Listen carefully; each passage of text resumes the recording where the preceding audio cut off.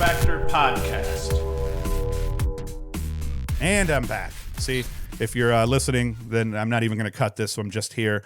So, here is part 2 of episode 52. If you're watching on YouTube, you already saw part 1 where we talk about Jim Nagel's fall ball tour. In part 2 of this podcast, we are going to talk about the top returning players that Johns Hopkins has coming back for 2020. Now, first off, this is not a full team review. I'm not talking about guys that were on the roster last year that maybe were on the bench waiting to play and that are going to be expected to do big things this year, partly because I don't know who the hell all those guys are. By January, early February, before everybody gets started playing, I will. But right now, I don't. So right now, I'm just going through reasons that Hopkins is going to be expected to easily repeat their success from this year, especially their late season success, if not improve upon it. So I'm just going to talk about the guys that we know they have coming back. These are the guys that put up stats last year or that played really solid roles last year, and that's it. So we're going to talk about 8 or so guys, maybe not even. I can't remember how many I put on my list. Now, notable losses, they lose Marr, Concannon, they lose Foley on defense. They lose Kuhn.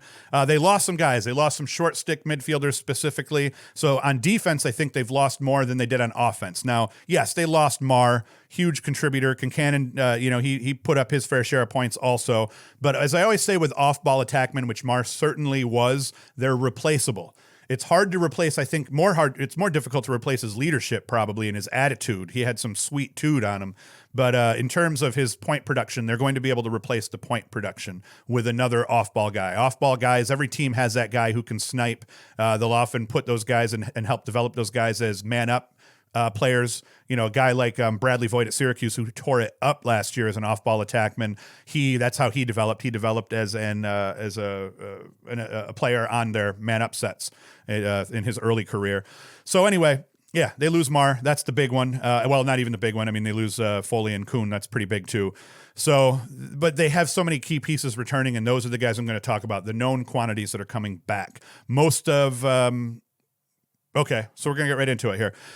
The first guy, the most obvious guy that we're going to talk about here, it's just he gives you Hopkins fans all the reason to be excited, is number 32, Joey Epstein. He will be a sophomore attackman, 48 goals, 25 helpers, and 73 points in 2019, 36% shooting percentage, 64% on cage, and 34 turnovers, which isn't bad for a ball-carrying attackman. USILA All-American, all Big 10 Conference, Big Freshman of the Year. Accolades galore, but the truth is he is going to be a Tewaaraton candidate his entire career moving forward. He may be a Tewaaraton finalist, if not definitely, I think his last 2 years, he will be a Tewaaraton finalist, but he'll easily be a candidate this upcoming year, if not a finalist this year. I mean, 73 points as a freshman, and you got Marr gone now, so he's been voted a team captain, which is a big deal for a sophomore at a program like Johns Hopkins by his teammates. So there's no reason to believe he's not going to put up 90 plus points, if not more, next season, and then possibly be considered a Tewaaraton, definitely a Tewaaraton nominee, definitely a candidate towards the end, but he might be a finalist. In Hop's first meeting with Penn State, he was held to just 1 point. In Hop's remaining 4 games, he put up 6 points against Maryland, 5 against Maryland in that next game where they played him back-to-back, 7 points against Penn State the second time, and 6 points against Notre Dame.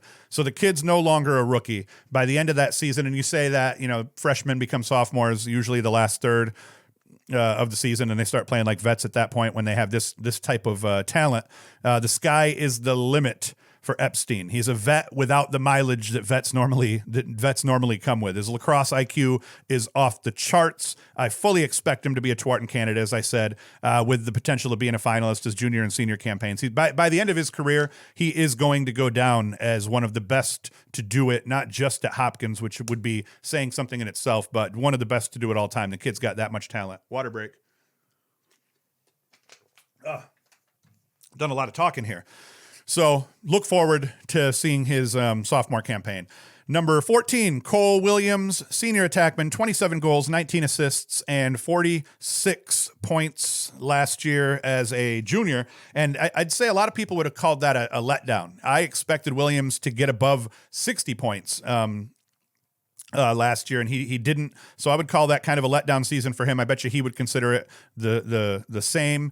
26% shooting percentage, 51% on cage. So we put him on cage, but put some popcorn up. I think he had a 26% shooting percentage as a sophomore also, and I expected that to improve. You often expect a player's shooting percentage to improve, but what I've noticed since I've been watching is where attackmen, that our breakout guys, maybe his sophomore year, but his junior year, he's a known quantity. It's hard to improve that shooting percentage with the extra attention, extra guys on your hands. They lose guys like Tinney and Stanwyck, who were great feeders and opened a lot of things up, and he was trying to get used to playing with kind of a new QB in Epstein. So I think that partially contributes to why he may not have improved upon his shooting percentage, but I think he will his senior year. He's going to be a little bit stronger, just another year wiser. Epstein is off the chain, so I think that he'll get that sorted out. Over Hopkins' first 9 games, he failed to get to 3 points on 6 occasions. So for him, that's not very good. He only scored 3 or more points 3 times over those first 9 games. So for him, that was a huge letdown, and part of the reason his point totals only kind of leveled off between his sophomore and junior year. Over their last 7 games, he reached 3 or more points 6 times, 3-point, 1 4-point, and 2 5-point games. So over those last 7 games, he reached 3 or more points 6 times. So you see he kind of got used to playing with Epstein. When your season is on the line, as it was towards the end of their year, do or die ball tends to get, bring the best out in tough kids, and he is a tough kid. So he may have started slow, but that was to be expected without those guys. You lose Stanwyck, Tinney to play off of, and he's getting used to Epstein, as a freshman nonetheless. So, no clear. And then the other big thing was there was no clear, just dirty midfielder. Tinney was that dirty midfielder that drew polls and extra attention. So they end up having to split their attention up between the attack and the midfield. Defenses were really able to focus on the Hopkins attack, specifically in the beginning of the season. And towards the end of the season, that didn't happen because of the next 2 guys I'm going to talk about. But for 2020, I expect Williams and Epstein are going to, they've built chemistry for a season. So I expect that it's going to translate to a 50-plus, 60-plus performance for Williams, as I thought it was going to in his junior season. So I think he'll get 50-plus, 60-plus, let's say 55. And if he can put up 55, I think that would please both him and Petro. So part of the reason we saw Epstein and Williams tear it up towards the end of the season was because of guys like Forey Smith, who'll be a senior midfielder, 21 goals, 5 assists, 26 points, 45% shooting percentage, 73% on cage, only 6 turnovers as a mid. He'll be looked to anchor a big chunk of this offense here coming up in 2020. 13 points over Hopkins' first 12 games. So not bad, but pedestrian. He put up 13 points over their last 4 games. Did Forey Smith. So he's going to do big things coming up in his senior year. For the 4 games that he tore it up, he had 4 against Maryland, 2 against Maryland in that second game, 4 against Penn State, and 3 against Notre Dame to close the season out. So that is a huge final, just a huge way to close out the 2019 season. Seems like he's, kind of started to play bigger once the conference game started to play. And I don't know if that was maybe just a shift of how they started playing guys or what happened at that point, if maybe injuries played into that. But, he had a 4-goal game against Michigan in I think that was their first their first conference game, and then quiet for a couple of weeks and then just blew up those last 4 games at a time when they needed him to, and that included tournament play. So it was a great time to grow up and, kind of show your potential, especially coming into the next year as they're voting for captains and figuring out who's going to lead each squad. He'll need to play a bigger role in 2020, obviously, as they're losing, Kyle Marr and some other guys in Concannon off that offensive side of the field. They'll look to him to get into the same area. I think 35 points, maybe 40 to 43 would probably be a realistic expectation for Smith in his senior year. And but I think, big things are going to be expected of him, and I think that he's just, he's going to have a hell of a time here. I look forward to him making me wrong, though, and maybe putting up more, because he could. The next 2 guys also played key roles in Hopkins' late season success as they developed, and number 3, Connor DeSimone, and number 1, Brett Baskin. Both will be juniors, I believe, in 2020. DeSimone, 4 goals, 13 assists, 17 ground balls, terrible shooting percentage, 11%. So probably needs to get that up, but if he can get that up, you could see how he'd end up automatically in the area of 23 to 25 points.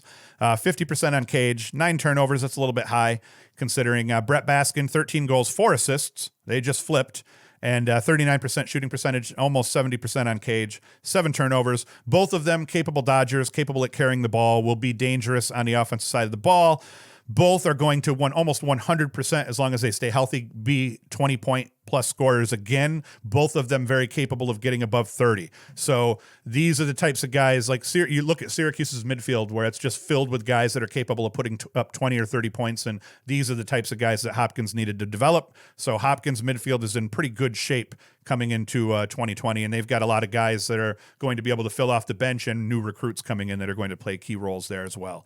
So both, though, are going to be hugely important in Hopkins' success in 2020, and they'll need to develop a little bit more to take more pressure off Epstein and Williams. Now we're going to get into the defensive side of the ball. Number 44, Rapine, Jack Rapine, will be a senior, 2 assists in 2019, 26 ground balls, 13 caused turnovers, started all 16 games. That's a theme you're going to see between these next 2 guys that we talk about. Like many on the Hop roster, finished strong towards the end of the season, as they all did, put up 9 ground balls and 4 takeaways over Hopkins' last 5 games, played really tough defense over that time. He'll be looked upon to anchor the defense this season after they lose Foley, who was just a great senior leader. Expect 30-plus ground balls out of him. Just, he's going to be a little bit more front and center, a little bit more team leaderish. So I don't expect huge numbers, though. He's, polls at this level, you're not going to see them get a ton of takeaways because teams are going to avoid them to a degree. Attackmen are going to avoid getting the ball taken away and not press quite as much. So I think you'll see his ground ball numbers improve a little bit, maybe put up a couple of assists, maybe a goal. But I think that the caused turnovers are going to remain in that area, 13 to 15, maybe even 13 to 17, because guys are going to avoid him. But you'll definitely see better results, no matter what it is, whether guys are avoiding him or attacking him. Rapine is going to help anchor this defense. Another guy, number 16, Owen Colwell.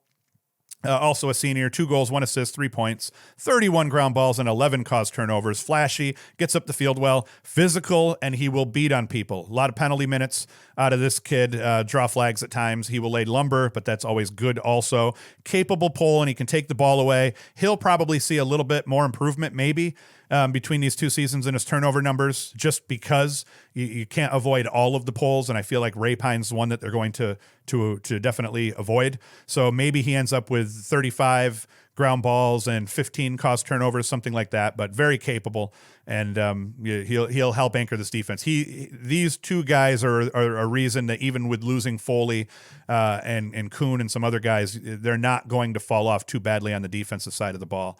And then we've got the goalie, Ryan Darby. Now, the kicker here is Darby was mediocre at times. His save percentage overall, 448. So he's 44.8 save percentage. Had a good first half of the season and played pretty consistent, and I think that's where they thought he was the goalie. But unlike the rest of the team, he struggled down the stretch over the last 5 games. Now, maybe some of that was scheme and what they were trying to do, and you also consider they played Maryland twice, Penn State, and Notre Dame over that stretch. So that'd be tough for any goalie to have to bang those 4 games out back to back to back. So that could have played. But he had let's see here, over Hopkins' first 11 games, he had 8 games over 45%. Over Hopkins' final 5 games, he only got above 39% once. But like I said, Maryland, Penn State, Notre Dame, and I forget who was right before Maryland, maybe Ohio State or somebody. Can't remember. Maybe it was Penn State even then too. So that is to be expected. He had a 55% game in the second matchup against Maryland, but went for 39, 15, 25, and 33 in 4 of those last 5 games when shit mattered the most. But Hopkins was still winning games during that stretch, and they beat Maryland. So that's key. Have no fear, though. You can expect him to be better in 2020 when you're a goalie that's got tournament experience and you've played big ball for a team like Hopkins and you have a coach like Petro. You're going to be capable of improving upon your numbers, and you would think that we'll see him develop. But with goalies, it's also what's in front of them. So he doesn't necessarily have to get above 47% for Hopkins to be successful, because offensively they're going to be able to score some goals, but you'd like to see you'd like to see your goalies at 47% or better at this level, I think, especially where you have veteran defenders returning. And one of the kickers is as Petro has been willing to ditch goalies where they don't perform and give younger guys a chance, and then maybe even sometimes go back to those other goalies. So he's not against playing musical chairs with the goalkeeping position if Darby doesn't earn it, but I'm hopeful and I'm confident that Darby's going to be able to keep that position on lock. He is a very solid goalie. All in all, I think Hopkins' schedule is their worst enemy. And I say this every year for Hopkins. Syracuse and Hopkins, when Syracuse went into conference play and Hopkins went into conference play, where now you have to play these schools every year, they didn't ditch a lot of the really brutal non-conference rivalries. So I think Hopkins a little bit more so. I think Hopkins' schedule every year is the toughest schedule in the country when you really look at it. It doesn't always weigh that way because when you're a top 10 team, and you're playing other, teams that are between 20 and 10, that game doesn't look as tough for you. But when you look at who they have to play every week, they're playing somebody who's capable. They may have one, maybe two throwaway games, but then even once they get into their conference, you're dealing with Penn State, Maryland, Ohio State, which is capable. Michigan at times has been capable. Rutgers. So in your conference, you're dealing with killers, but then you're still playing Syracuse out of conference, and off the top of my head, I can't even think of anymore. But every year their schedule is brutal. So I think that's their worst enemy. I think that if they want to, every year is going to be that struggle to get to 500, because if you drop a couple of those early games, once you get into your conference, now some of those games become even more important. So Hopkins was in danger of not even making tournaments towards the end of their season, and then once they got into conference play, they started winning and playing well when it mattered most, and that helped them. That's been their MO lately, but I still feel like that schedule's their worst enemy. So if they want to get to, what were they at? 9-7. If they want to get to 9-7, that's reasonable for them. They could get to say 10-6, or they could go the other way and end up 8-8. Or something like that, but they have as good of a shot as anybody as long as they're 500 or better once they get into the tournament of winning it, because that schedule is the crucible, and it does really make them tough towards the end. But that's the brutal part. If you drop let's say you play Syracuse early and you play Duke or somebody early, and you drop those two games, you end up 2-2.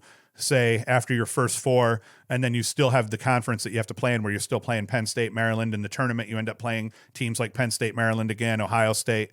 So that the schedule's brutal. And every year people are trying, I guess what I'm trying to say is every year people are trying to say that Hopkins has fallen off, Petro's fallen off.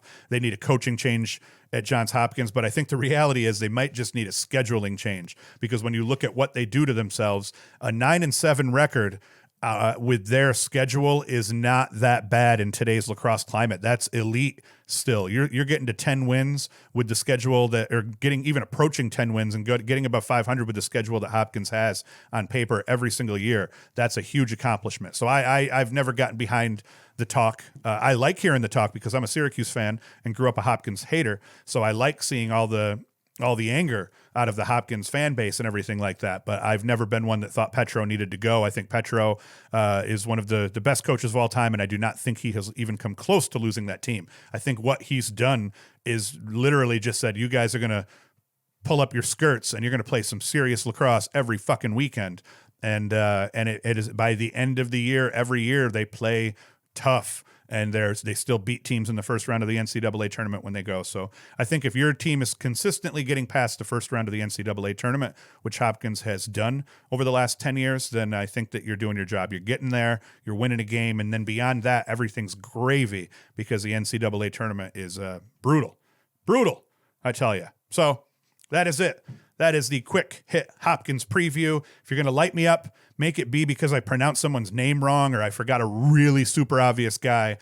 Don't light me up because I didn't mention some schmuck who sat the bench last year that you think is going to have a big year, because as I said, that was not the intention of this video. But it's cool for a guy like me who grew up a Syracuse fan who did not like certain teams. I've greatly enjoyed watching lacrosse from this perspective and being forced to kind of become a fan of everybody. In 2018, I became a huge fan of Kyle Marr, of Cole Williams, because of the way they led that Hopkins team, and Hopkins had a lot of success that year. Beat Syracuse's ass in the Dome, talking shit all the way. And I hated that, but I liked those guys. I was able to kind of remove myself as being a Syracuse fan this last couple of seasons and just become a fan of lacrosse in general. And it makes it a lot more fun, especially where Syracuse loses. It used to wreck my weekend, and I'd be angry when Syracuse would lose a game that they weren't supposed to. I actually watched them lose to Marquette one year. I took my nephew to the game and they lost to frickin' Marquette at the Dome. So that was terrible, and I was really angry on the ride home that day. But watching it from this side of it, I would have had at least reason to be optimistic, because when Syracuse loses, it garners a lot of views on YouTube, so I can take advantage of that now and think about how it plays there. So that's it. Next week, we're going to do another fall ball talk on Tuesday with Nagel, going through what Nagel covered. Be sure to check that out on Inside Lacrosse. Go to Inside Lacrosse and then just look up Jim Nagel as one of their authors, and you'll get to see his fall ball preview that I did in the first part of this podcast.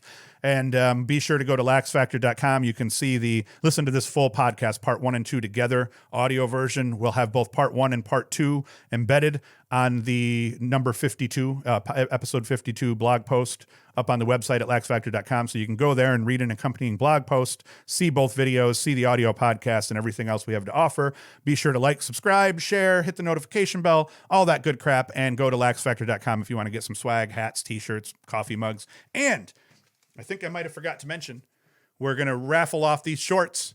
So comment down below. Any thought-provoking comment that adds to the discussion will be entered to win this pair of Rampage Lacrosse shorts. We're going to do it over the course of a couple of episodes, maybe by 56 to 60. I don't know. At some point when we have enough comments, I'll do that. So comment down below to win those. As always, thank you for listening, and see you.